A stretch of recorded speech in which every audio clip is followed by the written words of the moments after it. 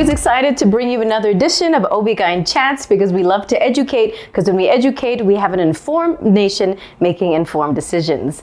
Joined by the specialist himself, that's none other than Dr. David Emvula. Thank you again. Yes, thank you, Elka, for having me. Great stuff. So This edition, it's a long name. It's a long word. And for those that haven't actually heard about it before, it's called Uterine Artery Embolization. Did I get it right? Embolization. Embolization. Yes. There we go. And what does that mean, Doc? So when we're speaking about the uterine artery embolization, it is a minimally invasive procedure that is used to treat uterine fibroids. It's one of those minimally invasive, newly introduced, not really new, it has been in existence specifically for uterine fibroids since around 1995. But it's obviously gaining more popularity and it actually refers to, simply means that you insert a small catheter, usually through the artery around the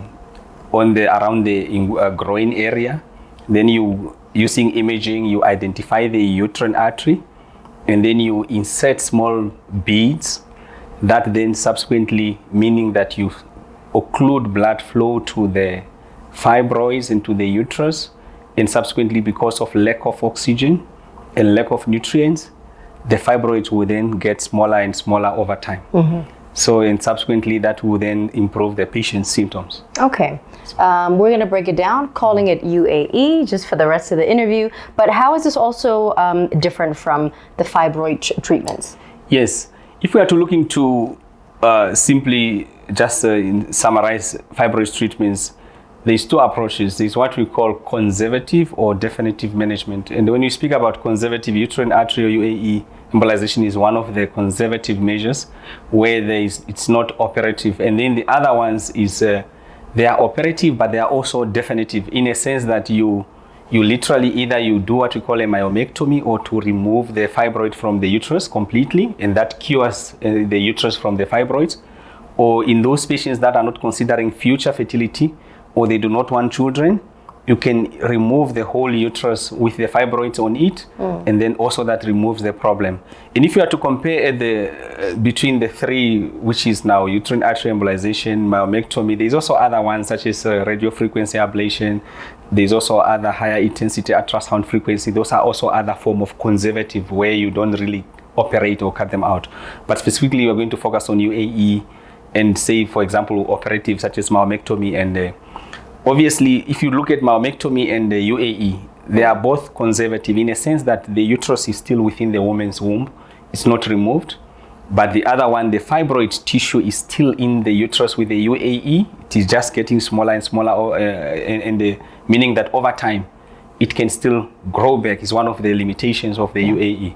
But if you look at the myomectomy, you really go in and operate, and then you cut out the fibroids. And when we operate, especially now modern, we also operate using what we call minimally invasive. So I already said that UAE is a minimal. So at the end of the day, they are all the same in a sense that they are all both part of, you can actually do this in a form of minimally invasive where we use small incisions, such as during laparoscopy, and also now robotic, which is also gaining momentum.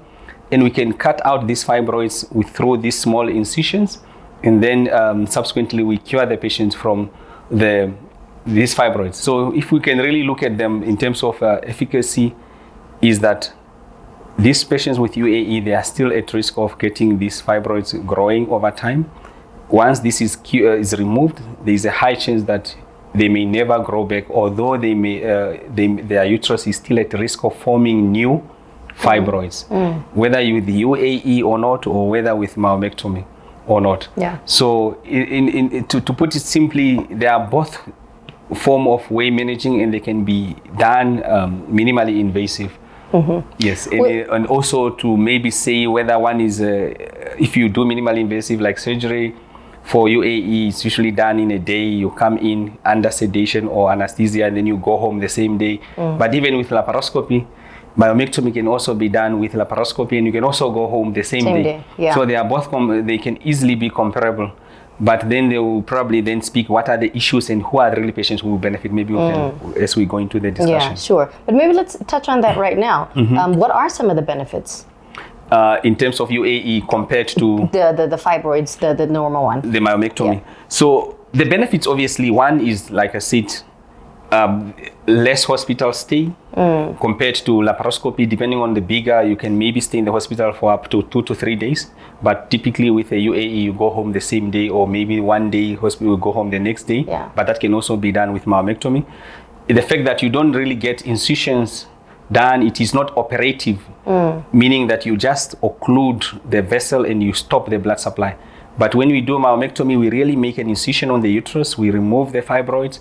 And if you look at the procedure, there's also other anesthetic complications with myomectomy.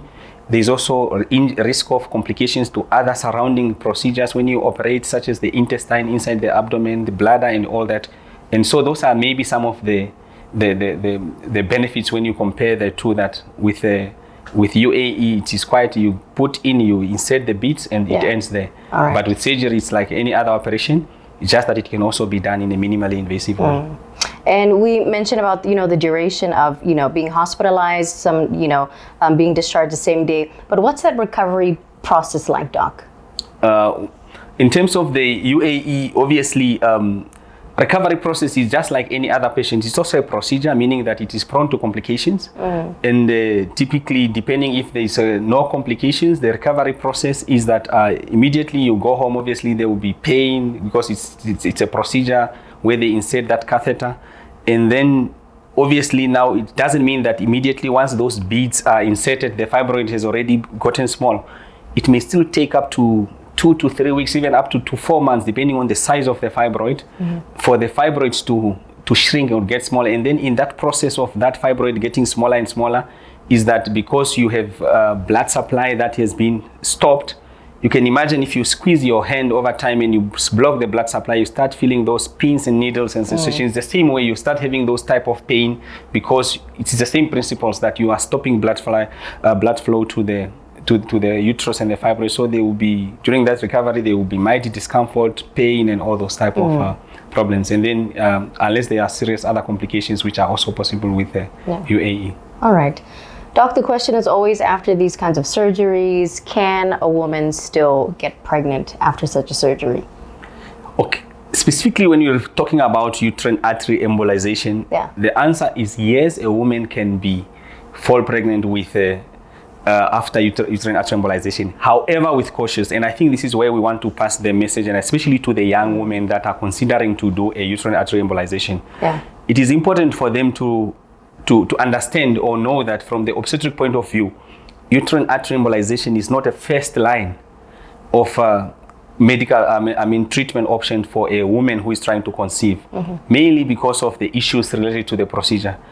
Because once you stop the blood supply, what we've seen over years is that many studies have shown that there is a risk that, one, patients that have had this procedure end up what we call reduced ovarian reserve, meaning that because you reduce blood supply to the uterus, there is an anastomosis between the ovary and the uterus blood supply, and all this, what we have seen over years, many women that have had this procedure, some of them ended up with what we call reduced ovarian reserve, or premature ovarian insufficiency, or simple terms, premature menopause. It is a possibility, and then you may want a child later in your life, and then the doctor will tell you that your eggs are finished, mainly because of this lack of blood supply. You need blood supply to keep your eggs. Obviously, it makes sense.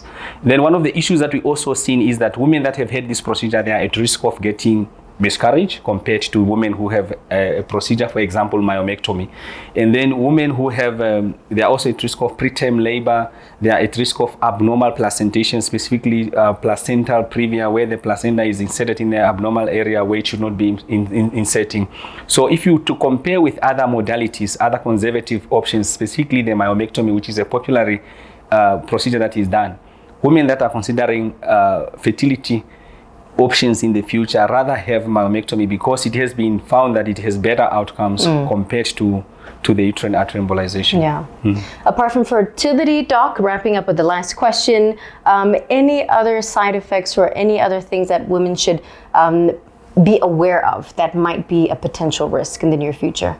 Yes. So, like I said, it can be either issues can be either immediate or long term. Immediate, obviously, like you can still get infection in the area where the catheter is inserted. There is also what we call post embolization syndrome, and I specifically have seen one where a patient was done a uterine artery embolization, and then a few weeks, actually a week, about 7 to 14 days within, I can't remember the exact date. Yeah. But she came in with what we call acute abdomen, because it only makes sense that when you stop this blood supply, this area actually dies by what we call necrosis in simple terms. And when you get necrosis, there is also a risk of infections, and that patient specifically ended up with obviously requiring surgery to manage her. That's one of the serious, it's called post-embolization syndrome. And then you can also get what, if we look at the long term, the reintervention rate, meaning that patients that have this procedure, which is the uterine artery embolization, and the risk of getting another procedure, specifically a hysterectomy or a myomectomy, is higher compared to those patients that have a, for example, myomectomy. Meaning that you can have an uterine embolization today, but subsequently, maybe 3-4 years down the line, you may end up either obviously ending up with a hysterectomy or even a myomectomy if you have fertility wishes. And then obviously the other long-term complete reintervention, and then those are some of the common ones that we see.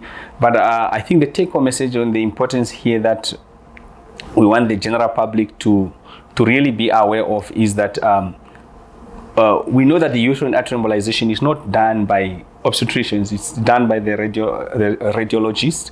And obviously the approach is completely different from the obstetric point of view. We focus on more reproductive and fertility issues, but the radiologists appear to focus on the symptoms and all that. But from the radiology, and if you look at even international bodies, for example, American colleges of obstetricians and gynecologists strongly really advise against UAE for young women that are having future fertility wishes. But for someone who is done with their fertility, it's a very good option that can be considered. But if you also, on the other side, if you look at the radiologist societies, they are arguing that no, it is a good option. But if you really look at into more studies, many studies that are done, and there is really evidence to suggest that it is not a safe option for young women that are having future fertility wishes. Yeah, well, thank you for giving both options, Doc, from two different perspectives. We really appreciate, and keep up the great work. Thank you very much. Thank you very much. There you have it. It was quite intense and a very, very tricky topic to speak about, but that's what we do. We unpack, we uncover for you to make the right decisions. We'll be back next month.